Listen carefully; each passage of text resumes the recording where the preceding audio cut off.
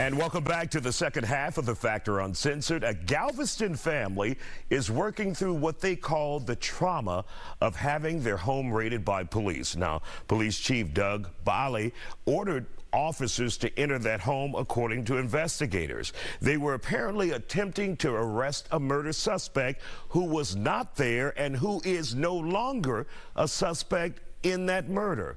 The Rios family is now eyeing a lawsuit. Their attorney, Tony Busby, is speaking out for the first time only here on The Factor.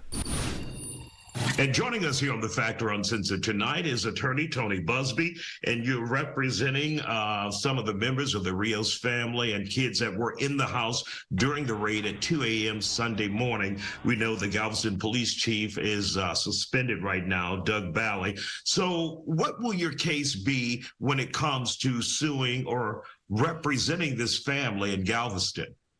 Let's wait and see if there is going to be a case. What I'm hoping to do is to have the city of Galveston do the right thing. So tomorrow we're going to call on the city of Galveston to publicly apologize, make an effort to contact this family and compensate them for all the damage that they did. Now, when we take a look at this raid, they were gunning for an individual by the name of Cameron Vargas, who was misidentified, and charges were dropped against him, or they were no longer looking at him in a murder case in the death of Malik Dunn. So they went to the house looking for somebody that they were no longer looking for. Right, and they also knew he wasn't there. He didn't live there. The young man they were looking for, who was wrongfully charged or wrongfully, the arrest warrant was put in place wrongfully for him, lived about 2 blocks away. He had visited the house. The police had been staking out the house for many hours. They knew the kid wasn't there. I mean, the first rule of executing an arrest warrant like this is make sure the individual's there. There was no need for them to break down the wall in the backyard. There was no need to fire all those flashbangs. There was no need to fire all those wooden pellets. There was no need to trash the entire house. They even told the daughter that they were looking for guns and drugs, and that had nothing to do with the warrant that they were there to execute. So this whole thing was a fiasco, and we need to know why this happened, because it happens too many times across the United States and too many times in the state of Texas. So we're going to figure it out, and we expect an apology. So far, the city has not made any effort whatsoever to reach out to this family. The city manager was interviewed, and he said in his interview that, you know, they of course were sorry and they owed the family damages, but they made no effort to contact this family, and that's just not the way to do business. And of course, we know now that the mayor didn't realize that this had happened. The police chief didn't tell him. He read it in the newspaper.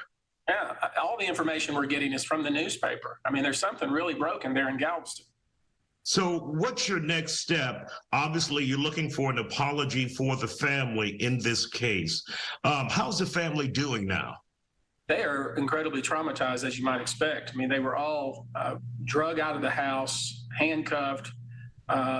Miss Rios herself was literally drugged by 2 of these SWAT team members, handcuffed.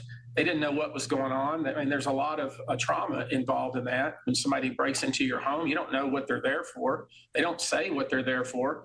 One of the officers even told the young daughter that that even after they realized that it wasn't the right place, and they realized if the guy wasn't there they were looking for, they continued to trash the house. She stood there after she had already told the man that there's nobody in there by that name, and they continued to break all the windows in the garage.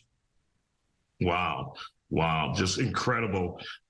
So have any city council members called the family, anyone from the city, to express or to give an apology, to express remorse for that happening? I hope they will. You know, I know that there are some public officials who work very hard and try to do a good job. And I'm going to let them have that opportunity to do a good job and apologize to this family. A formal apology, and then damages for what they've suffered, not only their medical bills, but also the damage to the house. And one of the things you said, this happens much too often. And what we see around the country and here in Texas, when mistakes like this happen, the family 9 times out of 10 have to clean up the mess, pick up the bill, and never get that apology that you guys are seeking. We're going to get it. I'm telling you, this is a big mess. You're right; it happens far too often. I was actually surprised that they did express at least some condolence in the newspaper, not of course to the family. And I'm glad to see that the police chief, there's at least some consequence, but there has to be more done here. We got to make sure that we find out how this could happen and that it doesn't happen again. All right, Attorney Tony Busby, representing the Rios family and others. We appreciate your time and thank you for dropping by on The Factor Uncensored tonight.